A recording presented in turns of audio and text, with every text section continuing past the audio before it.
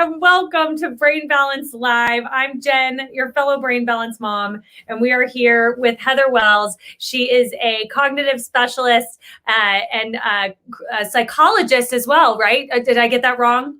I'm board certified cognitive specialist and a therapist. Yeah. I have been driving everyone for 8 hours where I'm actually, if you can tell, I'm in a different place. So I am like not entirely with it. Basically, what I'm trying to tell you is that Heather knows her stuff. Yes. And also she's a National Autism Summit speaker. So we're just always so excited to be here talking about the brain, talking about our kids. We are here at a different time. And that is because Heather has been so gracious. I should blame it on the time change, really. That's what I should blame it on. I'm so tired that I could not get it together. But actually I'm on spring break with my family. So we just got to where we were going and it's a little chillier here, Heather. And how's your weather now that Texas has thawed out a little bit? It's really nice. We have gotten a lot of rain. Yesterday it was back in the 50s, but it felt great outside. I liked it because it wasn't that muggy, humid feeling. It was like a little more hint of cool before spring hits fully. Yes, we are so getting ready for spring. And, today we're going to be talking about something really fascinating to me, Heather, and we're going to be talking about self-esteem. Can you tell everybody just like how we're going to elaborate on that? Yes. I mean, one of the things I've been hearing for 30 years from families is, my child has low self-esteem, or I'm concerned if they keep struggling, they're going to. Sometimes the main struggle is self-esteem.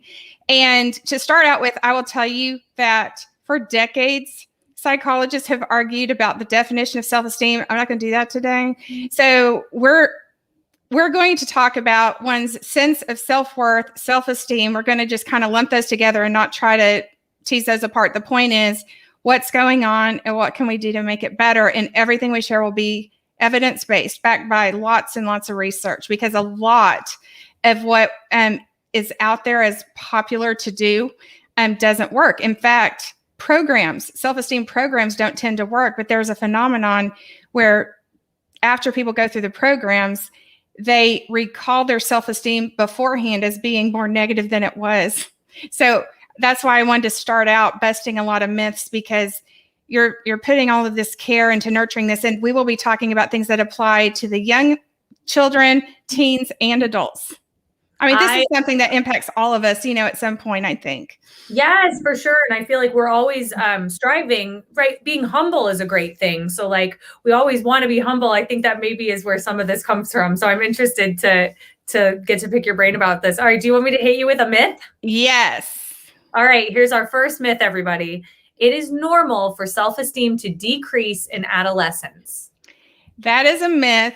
It's called a cross-sectional study, but researchers looked at the combined results of 331 research studies, looking at ages 4 to 94.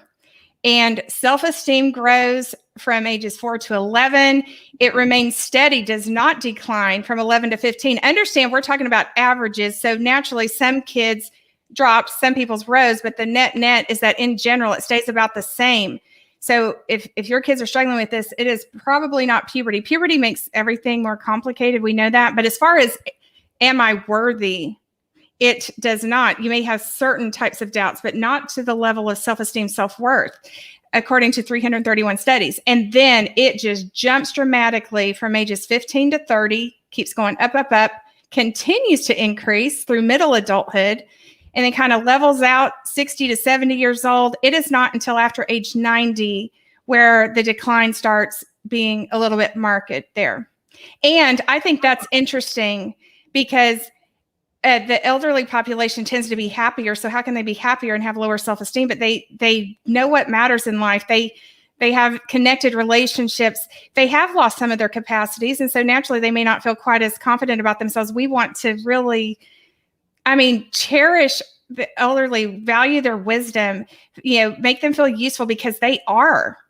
I'm almost one of those. I qualify for art. Yay. But that's so exciting.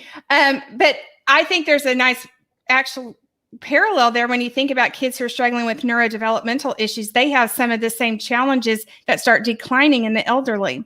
So is it any wonder why our kids with, I mean, this applies to anyone, but kids with ADHD, autism, learning differences, dyslexia, on, why they may struggle a bit more in general.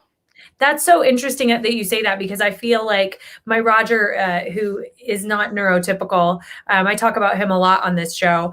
To me, because of sometimes how defiant his personality can seem, you might think that he has actually very high self-esteem, because it does seem sometimes like he's thinking of himself a lot, Yes. And he will get very self-deprecating to other people. He'll get very like, oh, my game system's not good enough. I think I told you that story about his birthday party where he kind of like downplayed how good his things were. And I was just like, wow, okay, he actually is struggling with his self-esteem, which is interesting.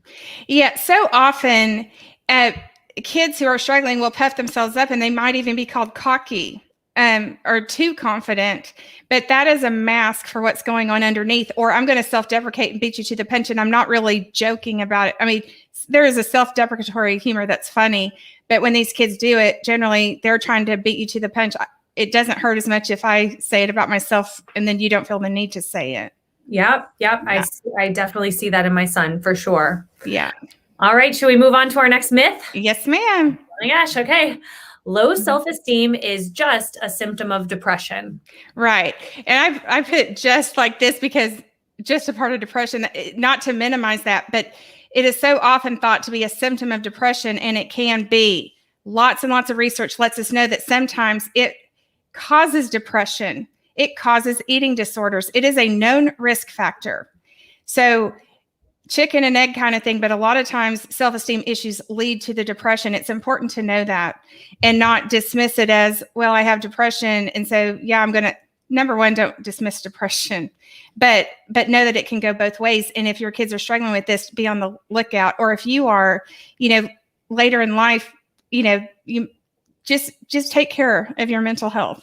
Yeah. Oh my gosh. I can't wait for the tips on this, because I'm really hard on myself sometimes. So, you know this, Heather. I do know that. By the way, perfectionism often is, I'm not saying this applies to you, but perfectionism is another way where trying to earn approval, if I'm good enough, do everything perfectly, please people, then maybe I'll be accepted, because maybe there's some deep-seated, we want to get to what's underlying that. Perfectionism is usually a mask for something else.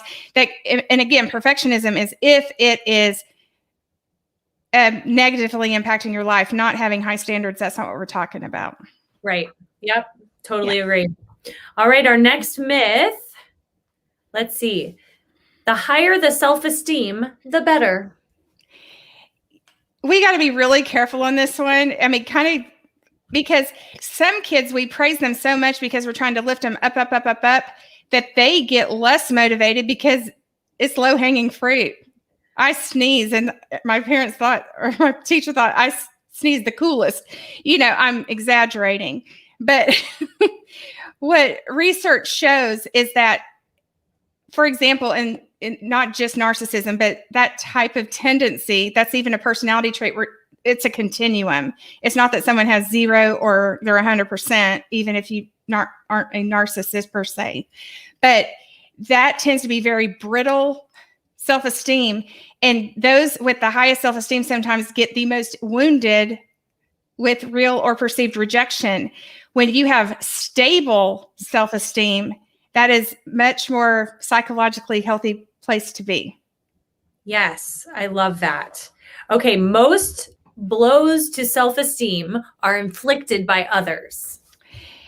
They are more self-inflicted. Yes, people can be mean. Yes, there is bullying. So that absolutely plays a part. But what happens when we get these negative messages? Yeah, I am stupid. Yeah, I'm not pretty enough. Yeah, I'm not, all fill in the blank. The negative self-talk kicks in, and we start ruminating on it. And that forms neural pathways, ruts of thinking in our brains, and all or nothing thinking. I always do this. I never do that. So that exacerbates it and takes it to the point where, because self-esteem is, I am worthy, and I know that in and of myself, apart from people's approval. We all want approval, but the difference between wanting and absolutely needing it at a certain level, there's a big distinction there. Yep. That is huge. So huge. Okay. Healthy self-esteem only has psychological benefits. We do know it does have a lot of psychological benefits. It really is an emotional immune system against anxiety and depression. And there's a lot more resilience in general when we have high self-esteem. However, we also know that there is less inflammation in the body. Inflammation causes heart disease and some cancers and diabetes and rheumatoid arthritis. Their lower cortisol levels are released when we're under stress. We all are under stress, but difference between that and having an anxiety disorder. And it generally stays in our blood system less time when it is released. There are physiological changes according to brain scans, functional MRIs. We know that when we experience rejection, the same parts of the brain activate as when we experience physical pain, the body-brain connection. Oh my gosh, you are speaking to me right now, Heather. You always are, but this one's hitting home really, really close to home for me. And it's interesting. We are going to be at Brain Balance Centers helping adults too soon. So this is all stuff that applies across the board, everybody, with our kids. And yes. I see myself in a lot of these things as well. Yeah, I mean this applies. I mean, this is ageless. Yeah, totally. All right. I should protect self-esteem at all costs. The danger of that is that a lot of kids will opt out. For example, there's a test to study for, and I know this, and I could start studying early, but I wait till the last minute because then if I don't do well, it's not because I'm not smart enough. It's because I didn't really try. I would have done better if I'd tried. Sometimes lying, covering mistakes, just opting out of challenges. That no regret slogan is really good here. Sometimes we opt out of life or we try to be perfectionistic. There are lots of behaviors that come in that look like moral issues when in fact they are an indicator of emotional health. Oh my gosh. All right. Our next myth is experiencing success or telling my child or myself that I'm special, lovable will help those with low self-esteem feel better about themselves. You would think so, right? What's the thing like? Nobody likes me. Oh, yes, they do. You're so lovable. What about Susan? What about Jeffrey? Da, da, da. Or I'm so stupid. No, you're really smart. No, I'm so stupid. Think about when you do that with individuals, whether it is a spouse or a child or a friend, sometimes they will speak their belief about themselves even more strongly. Because when I hear praise about myself, I know I'm not worthy of that. That's what I think. When I experience success, man, that just put a spotlight on me. There's going to be more attention, higher expectations that I can't live up to. I expected failure. I succeeded at this. That's uncomfortable. Anxiety sets in, and it's a vicious cycle. And because anxiety is very tied to rumination, it just that loop in the head. So the secret is not success. Does this work? Sometimes, absolutely. These are not absolutes, but in general, according to a wealth of research, success is not going to change my core beliefs about myself. And praise isn't either, because I'm going to argue the point. I'm not pretty, look at my, whatever. Yeah. Well, and sometimes too, I feel like, especially in the social media age, it's like an adrenaline hit when there is success, say from a post that you post or something like that, is really, a lot of people like it and a lot of people, whatever. And so there's like a high, there's like some adrenaline associated with that success, but it is so short-lived and you crash after that. It's very similar to what we talked about on the perfectionism show, because even a lot of people were like, I'm going to get a sense of worth by getting busy. I'm going to do this by getting into a relationship. I'm going to do it. You fill in the blanks. Once you get that benchmark, it moves. It's just like perfectionism. It wasn't enough because I'm not enough. External circumstances aren't going to change that in general. Yeah. Really, ever. Yep. All right. I think we made it actually to the bottom of all of our myths. All right. So Bess will pull up. We got just a few slides here. And I'm not going to tease apart esteem and worth, like I said. But I do think it's very important to talk about the difference between self-concept clarity versus self-esteem. Self-concept clarity is, do I know who I am? If I were going to describe my personality to someone, would I say the same thing today as I would say tomorrow? Would I even know how to describe myself? Do I have antagonistic beliefs about myself, like mutually exclusive opinions about myself, depending on the situation? Do I jump into some people will stay in abusive relationships because they don't know who they are aside from being the girlfriend, boyfriend of this person. So they will fill roles because they don't know who they are in their core. So if I don't have a clear self-concept, it is going to impact self-esteem. But self-concept clarity, that comes into play a lot with people who are neurodiverse. If I don't have body awareness, that's how I first start identifying with myself. We talked about the layers of self-awareness on a different show. But just know that self-concept has to come before self-esteem. If I don't know who I am, I don't even have an opinion of myself, or I'm just totally out of touch. How am I going to be motivated when I don't know what drives me? We talk about intrinsic motivation, and but self-esteem really is, you've heard me say this several times already, but it is, am I enough? I am not enough as a human being. This is a sense of shame. We've talked about rejection sensitivity dysphoria, and that 98 to 99% of adolescents and adults with ADHD say they have a crippling fear of rejection. And so they try to do, people please. It's also tied to angry outbursts, suicidal ideation. Just, I am not worthy as a human being, but I'm a human doing. So let me see all the things I can do and how well I can do them to earn approval based on real or perceived rejection. Ugh. Yep. Yeah. Nail on the head, Heather. And then the other thing we want to understand, and then we're going to get into some strategies. Self-esteem is fluid. We want it to be stable, but all of us are going to have ups and downs in it. You lose a job, that you work through it and use your logic. You work through your emotions if you have emotional intelligence and the logic working in the prefrontal cortex. But that's a hit for a lot of people. So you have a breakup. Life changes. Where you got to get your skis under you again. But it needs to be stable, but there are going to be ups and downs, and that does not mean something's wrong with you. I want to be very clear about that. But we also have global self-esteem, just overall, how do I feel about myself? Do I feel worthy? And then we have domain specific. Do you know that guy in the bottom right? I was wondering if you got that handsome man from clip art somewhere, or, if he might be my handsome husband. Hi. We wanted to have Corey visit us for a minute today.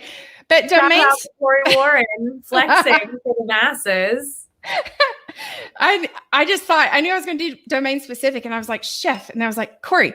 So, and then I found that picture. I'm like, that's so perfect. Yes. But, so he has written a cookbook, Lean Green Dad. He is all about vegetarian lifestyle. He is a guru on the topic. And so if somebody questioned, he's a very humble guy, but let's just pretend, I'm not really applying this to Corey, but that's his domain. And somebody disses him on his mad skills on these putting together a recipe book, the videos he does with these super easy recipes. If somebody talks about me as a cook, that is not going to be a blip in my self-esteem radar, because I am not deluded enough to think that anybody is impressed with my cooking. That's not part. So we have different parts of our identity that are more valuable to us based on our differences. An athlete didn't perform as well. Like, if I am awful in a round of golf, it is not going to impact how I feel about myself, but it would to a professional golfer or someone who golfs all the time. So we want to keep that in mind, number one, from an empathy standpoint and a perspective standpoint, so that we don't accidentally wonder, like, what in the world? All it was a round of golf. That is core to who they are. That is intensely interesting and valuable to them. And so we don't want to dismiss that in our spouse, our friends, our kids, and so on. But we also, I think it's an important note for us too, like, why is this hit? If you're trying to figure out what is going on right here, If something's core to you, it's going to hit you harder. That does not mean something is wrong with you either. I love this quote from Albert Einstein. Everybody is a genius, but if you judge a fish by its ability to climb a tree, it will live its whole life believing that it's stupid. We all have our own sets of strengths and competencies, and we need to value those and value those in ourselves. And that is one of the best ways to fight back against, for example, somebody goes on a date and the person doesn't call you back. To think about your strengths as a potential partner for someone, not for this person who's not interested. There's a reason that happened, but to think of strengths you bring to the table that someone's going to value someday. It's very related to the thing that's hitting you hard, and it has to be something you believe, but you know that you have value to bring to a relationship. You know what your acumen is as a chef or as an artist or as an athlete and so on. That is one of the best ways to fight back against self-doubt. Okay. I love that. We can move on. Bye, Corey. Bye, handsome. But I'm going to tell you a couple of very counterintuitive things right now. And that's always the hard stuff. When it doesn't go, it goes against what might be common sense. Yeah. How many times have any of you heard something like, so-and-so said my child's not living up to his or her potential? My spouse doesn't think I'm living up to my potential, doesn't understand why I haven't accepted a job when I've been going on these job interviews. This applies to all human beings, but especially to kids. We live, just like what you were saying about social media, we live in this society where excelling and getting awards and being admired are such the thing. These tangible, kind of superficial things. I mean, some of them matter. I'm just saying. When we are always talking about kids not living up to their potential, if they don't get the A+, they feel that they're not good enough because they didn't get the A+. Yeah. So I talk all the time about human doing versus human being and praising character traits and so forth. Potential, when it becomes expectation in kids, when they are still exploring who they are, we have to keep that in mind. They need to be able to explore, I thought I wanted to do piano and that's not for me. And then guitar, that's the one that clicks with me, or maybe it's not music at all. It's something else. But I love this quote from Dr. Kennedy Moore. Potential is not an endpoint. It is a capacity to grow and learn. Nurturing potential means cultivating humanity. Our greatest potential is our connectedness, being part, of something larger than ourselves, to find joy and satisfaction in creating a life that is personally meaningful. They are figuring out what is personally meaningful for them. And we want to help honor that, because when they're doing things that they're going to live a fulfilling, meaningful life. It means helping children develop the foundation they need to discover their passions, build relationships, sustain effort, motivation goes up, and create a life with authentic happiness. I just love that. Yeah. And the other counterintuitive thing that goes right along with this is it is better to say do your best than you better get an A+ on this, or you better be the MVP. That is a step in the right direction. We're looking at good, better, best here. However, sometimes these kids, especially if they have cognitive inflexibility because of lack of communication in the brain, ADHD, autism, dyslexia, all kinds of learning differences, social emotional challenges, sensory issues, they might interpret that as, I must be the best to earn approval. Sometimes it's okay to say, depending on their age and what verbiage you use, put in a reasonable effort on this. I mean, what is it? On a scale of 1 to 10, how important is this thing? I'm a huge fan of grit and perseverance. I've talked about research from Duckworth and Dweck and Jaeger about how predictive that is of achievement in so many domains. But there is also a time to let it go. This isn't a good fit for them. This isn't that important. They're churning. Their bucket's getting empty, and we have to conserve resources and place it in the best ways, not where I have to be 100% on all the time or else I'm not enough. So do your best is better than the very specific expectation, but we can get even better than that. I totally misunderstood meaning of life stuff growing up. I have associated my success in my career as that's how you attain happiness, so it's been a major mental shift over the last even 10 years for me of shifting my, even just my purpose to no, sharing my gift is what I love to do. And that is what makes me happy. It's not, necessarily the level of success that is deemed by society. It's Right. a wild mind shift you have to make. It is. And you can be a high achiever. You can give it we're not talking about living a life of mediocrity. It's okay to feel good about yourself with accomplishments. There's nothing wrong with that. We don't want one's sense of am I enough dependent upon that. That's the Right. differentiator. And when individuals feel better about themselves, they're probably going to achieve more in something that is meaningful to them and that is part of the larger whole, Yeah. Yep. So here are some all of these are very evidence-based tips. There's all this talk about positive affirmations. We have to use them correctly. Can they work? Yes. Do they often not work? Yes. Why? Because they're used incorrectly. If I go to you, Jen, I'm like, I'm so ugly and I'm so fat or whatever I say, no, you're beautiful. Yeah. Or you might not say that. Yeah, you're right, girl. But what you would say to a friend, I'm so dumb. No, you're really smart. Whatever the thing is that people are saying, I'm not there. I don't know how to separate my thoughts from reality. Thoughts are just thoughts. I've said thoughts are a string of words. Like we talked about that on a different show.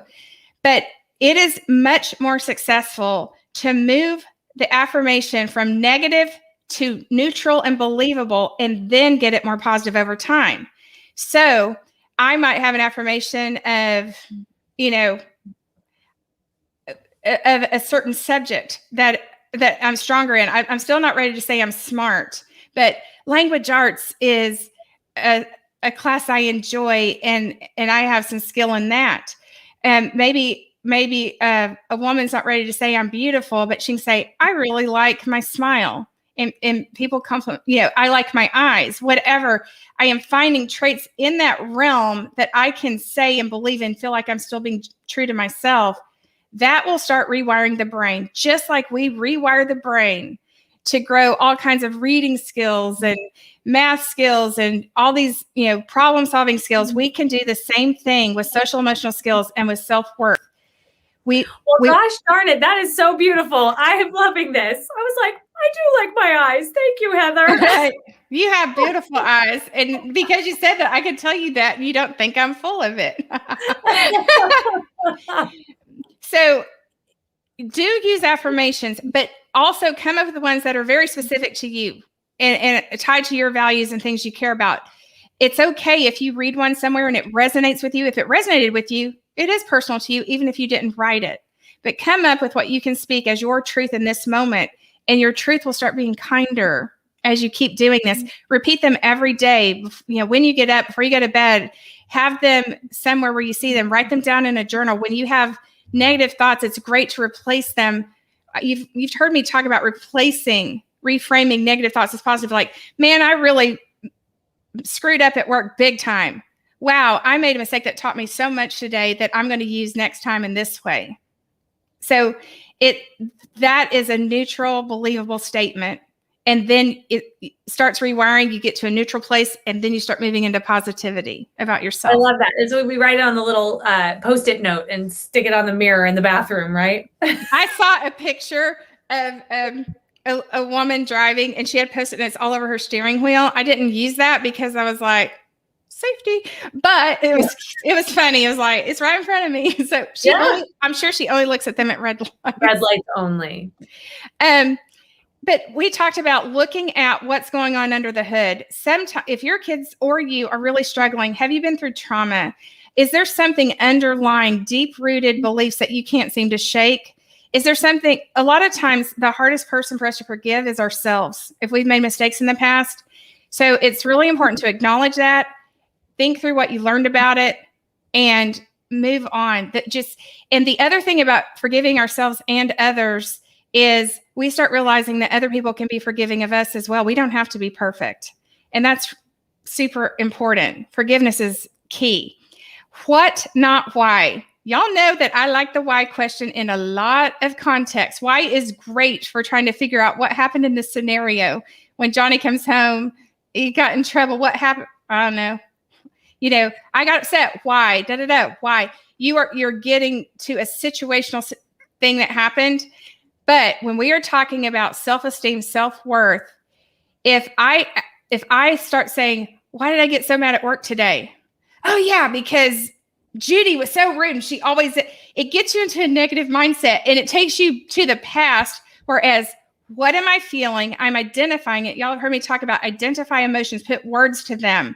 That alone not only creates a cognitive framework to where our behaviors match an appropriate emotion, but it also gets you out of the guard dog of the brain, the fight or flight response, to your prefrontal cortex, where you can be logical and reason through situations. So what am I feeling? What can I do about it? It's a very proactive way. When you are struggling with self-esteem, why? Why? Because I'm dumb, because I'm not good enough, because it can tend to go down a really negative path. This was really interesting. Susan Henkel's, she has a book, basically almost by this title. Her book is called What If There's Nothing Wrong with You? But ask yourself, what if there's nothing wrong with me? She was talking to a guy at a film festival, and they got to talking, and she was talking about her book, and he said, oh, I can tell you 8 things right now that are wrong with me. She said, well, what is one of them? He said, I have oppositional defiant disorder. And she said, well, what's wrong with that? Well, I used to get in trouble a lot. Well, what's wrong with that? Remember the 5 whys with kids? She did the what's wrong with that, kept going deeper, deeper. Well, I didn't want to be around people. Well, what's wrong with that? Nothing. I actually am an introvert and I like being alone. I do have a few close friendships. He said he slept that night better than he had. This is evidence. It's not going to solve the world's problems, but it does put you into a place where you can look at things from another side of the coin. Sometimes I'm so stubborn. Maybe, could it be a strength? You're determined. I'm impulsive. You're also spontaneous. There's a positive side to things that we see as being these just egregious challenges within our personalities. Look at things from another side of the coin. Yes, I love that. Oh my gosh, yes. So that doesn't mean we're perfect, but it makes you really think about what's up with me beating myself up about this? There are some positives to it also. Yes, I need to work on being less oppositional, but here's how it has served me well. And he started talking about how it served him in his occupation. It gets you out of all or nothing thinking. Yeah. We talked about we're not our thoughts. We're also not our circumstances. This is extremely important. If, for example, abusive relationships, anybody who's been through trauma or abuse, whether it's parent-child or a romantic relationship, a really toxic boss, sometimes we start internalizing that and thinking that it's us. Could it be that your boss was that because I didn't do what I was supposed to do? Or could it be that the boss is having a bad day? It's not a blame game. It's just looking at things from another perspective. Kids who grew up in abusive homes, that does not define you. Accept compliments. This is so hard if you're struggling with self-esteem. So if you're really struggling with this, one good thing to do is to kind of have a couple of scripts in your mind to get you out of that knee jerk of arguing the point that somebody's saying to you. And you say, thank you, or that is so kind of you to say. And then you can start internalizing because you get out of that defensive knee jerk reaction. And I've said this before, but what would you say to a friend? Treat yourself as a friend. Cut out comparisons. We talked about imperfectionism, how people with perfectionistic tendencies tend to compare themselves up. So I just started working out and I'm going to compare myself to someone who's been working out their whole lives. And then I feel bad about myself. Whereas people with healthy self-esteem tend to we don't want to compare at all, but on a certain human level, we have the same job. I wonder what they're making. That's a comparison that's not a jealousy or something that has to do with my worth as a human being. But here's something I cannot say enough. When I did the show about adverse childhood experiences, I talked about coherent personal narratives. The extent to which a parent's traumatic past influences their children is not what happened to them. It is how they have made sense of the experience. So we need to teach this to our kids. We need to make sure we have this on ourselves. We all have a narrative. You meet somebody, hey, what's your story? And it's edited. You're not going to tell your whole life story in the time you bought a gerbil and for your friend's birthday party, unless you were super scared of it and then it was a significant event to you. But you're going to have highs in there. You're going to have lows in there. But is there a way you need to reframe your personal narrative? Are you blaming yourself for something that's not yours to own? Have you worked through something in the past? Is there a forgiveness thing that needs to happen? But if your past feels like hodgepodge in your head, working through that, journaling is an outstanding way to do that. The cohesiveness of our narratives means I have a cohesive sense of self. They are very directly tied. Just like when we put words to emotions, that gives us a cognitive framework. We're putting words to our life story, which directly ties to who we are as human beings. Getting rid of blame, shame, doubt, fear, whatever is getting in the way of you live in the highest quality of life you can. But there have been a lot of interesting studies about how people with healthy self-esteem, if you listen to their story, it is one of meaning, growth, agency, and redemption. They went through something hard and they saw it as a blessing. They used it as a stepping stone to something greater. Those with low self-esteem who are struggling with this tend to have a story that goes downward. This happened and then it went into the dumps and I didn't come back from it. So what meaning can you find in the adversity you've been through that is completely tied to one sense of self-worth? How would you recommend if someone was journaling about things like that they kind of start unpacking that stuff? Is there like a way to organize your thoughts, or do you just kind of go stream of consciousness each day? I mean, what works for each person is very individualized. There are so many ways to do this. But like for me, I just started writing stream of consciousness and unedited. That's the nice thing about a journal is you don't need to edit yourself. It's usually more cathartic if you don't. But that's going to be individual. But my knee jerk to that is I think most people on this particular type of journaling would find stream of consciousness, because if you're trying to be so calculated about it, it might not get all the stuff out. Look at me trying to how am I going to check off all of the boxes? I know, because you got to do everything just right. It's the answer is whatever works for you. But and you're saying it'll all eventually kind of flush out as you go if you just keep trying, basically. Yes. Yeah. And then you might uncover things, like people generally start uncovering things that have been holding them back that they weren't even aware of. And it's just like, that's why I do that. That's why.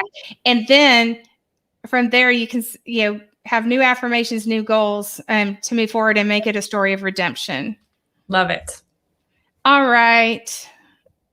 Are we moving on to another slide? I think this is about it. So the problem with thinking that self-esteem is going to be reliant upon successes, experience success, or getting a lot of praise is that is all about self-focus. There's too much focus on me, right? And that makes me uncomfortable, and I refute it. I downplay my successes. I argue with the thing that you're saying that's positive about me. So we want to get it out of self-focus. And Ryan and DC, they are amazing researchers that when I talk about intrinsic motivation, they are some of the pioneers in this work.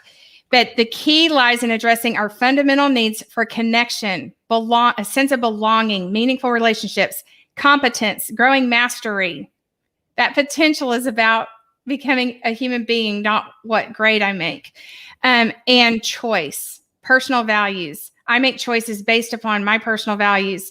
We need to alleviate the harsh self-focus that's the root cause of low self-esteem by connecting with something bigger than ourselves. That's what we all want. We want what we do to matter. And it does, but sometimes we don't see that.